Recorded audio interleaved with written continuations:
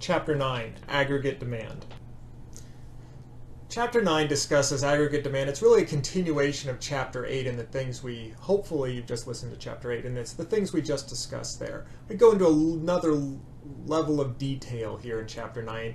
It's a briefer chapter that just kind of digs into the math a little bit behind many of the things we discussed in Chapter 8. In the macro model, aggregate demand and aggregate supply intersect. This is macroequilibrium. There are many graphs to this effect in the book. A macroequilibrium, the combination of price level and real output that is compatible with both demand and supply.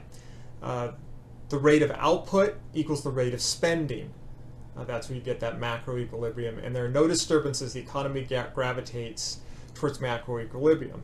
In this day and age with the information society, there are almost never no disturbances. There are always things going on. It used to be that there were very few disturbances in the economy because people didn't know that there were disturbances. Remember, demand is affected by how we spend, and we didn't know to change our spending because we didn't know anything was going on. Now with the 24-hour news cycle, the internet, and so forth, we all know everything if we seek to, and especially those that spend a lot of money, those that spend a lot of time in the stock market know exactly what's going on, so we are much more sensitive, thousands of times more sensitive to disturbances than we used to be. Consumption. Expenditures by consumers on final goods and services. These are the things we buy. This is 2/3 of total spending in this country. Consumers tend to spend most of their disposable income. Once again, that's income remaining after taxes. They save the rest. We spend almost everything. I believe it was 2007. We actually spent more than we brought in. Our savings rate was a negative number. I believe we spent 101% of what we made. Pretty scary. Of course, we did that through credit. Saving disposable income not spent as consumption. Average propensity to consume. That's an actual term, APC. Total consumption in a given time period divided by disposable income. The important part here, 2010 U.S. consumers had an APC of 0.942.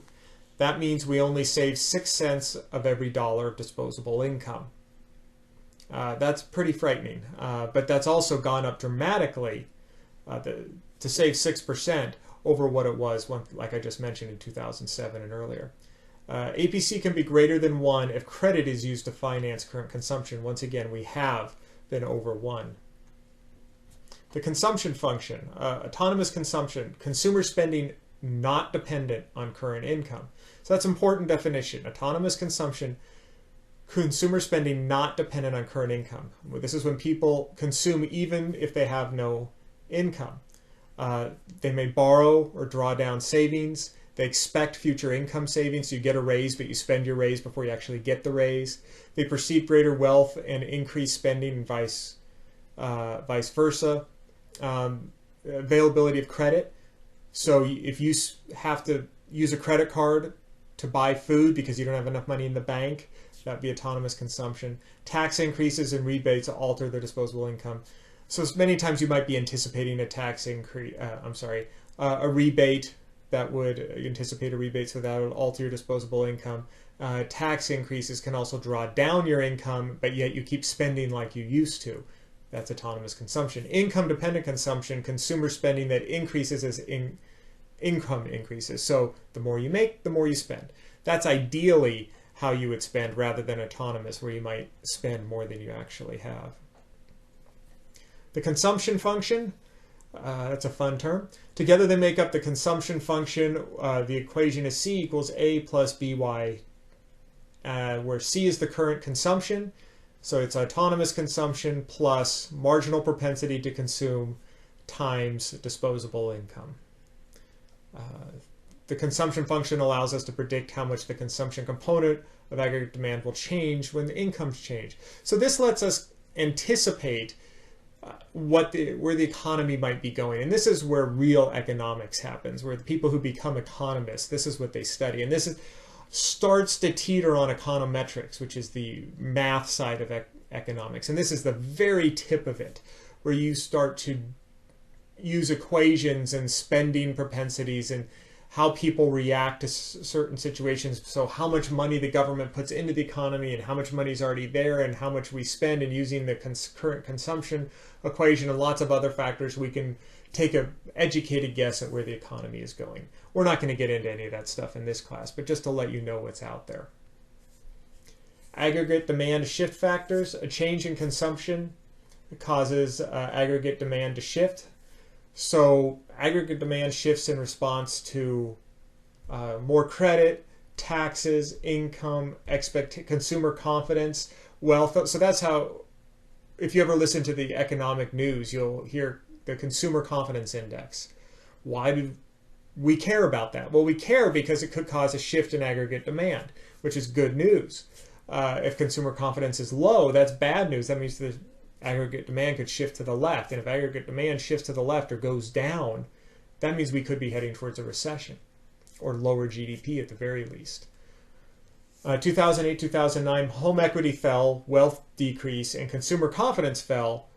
80 shifted to the left, resulting in the Great Recession. This is what we just discussed, I believe, is in the last chapter. And again, in the big lecture on the Great Recession. The Great Recession was not caused by the real estate market. The real estate market was a trigger that caused a reduction in aggregate demand. It's the reduction in aggregate demand that causes a recession. Investment. Expenditures on new plants, equipment, structures, changes the inventory. So if you're investing in the economy, this includes fixed investment, inventory investment, technological advancements can stimulate investment spending. So when people invest into the economy, that's typically a good sign that will hopefully ultimately result in an increase in aggregate demand.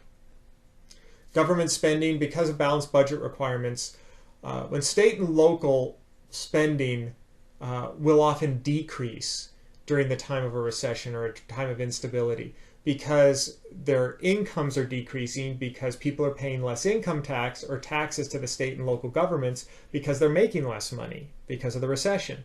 So since the state and local governments can't print money, they have to reduce spending during a recession.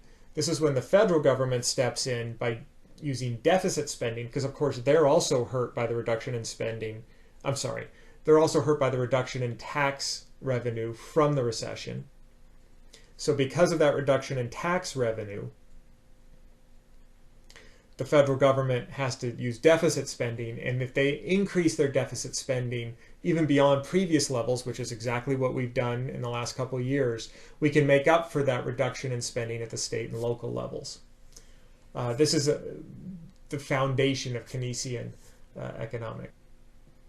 Exports, net exports. X stands for exports, M stands for imports. You can always think of the second letter in each word, EX and IM. Economic downturns in other lands lead to a decrease in U.S. exports. So if they're having financial trouble in Europe, we're not going to export as much because they're not going to have as much money. And it also works the other way around. If we're having trouble here, we're not going to import as much because we're having trouble and we can't spend as much money. Economic downturns in the U.S. lead to decreased U.S. imports.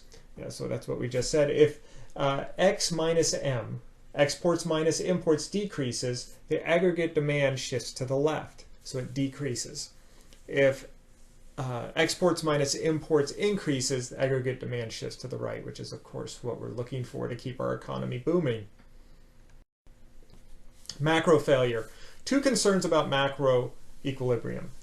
Macro equilibrium might not give us full employment or price stability. Even when macro equilibrium is perfectly positioned, it might not last. Macro equilibrium, just to summarize briefly, is a wonderful economic theory. It's nearly impossible to calculate. It's impossible to determine if it's going on. We just take a guess that, well, things are good. Unemployment's really low. Inflation's low.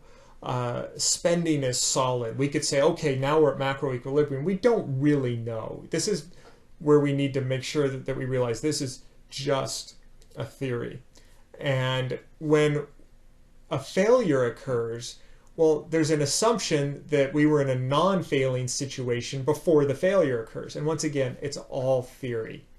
So I really hope you take from this chapter the lessons that you can apply to your lives in understanding the economy, understanding what's going on, understanding the importance we have, the importance that aggregate demand has on the economy, and how increased spending, increased demand is really what our economy is based on. And a decrease in spending, a decrease in demand causes us major problems. Whether right or wrong that our economy is based on that, that's the way it is. And that's really what I want you to take from this chapter.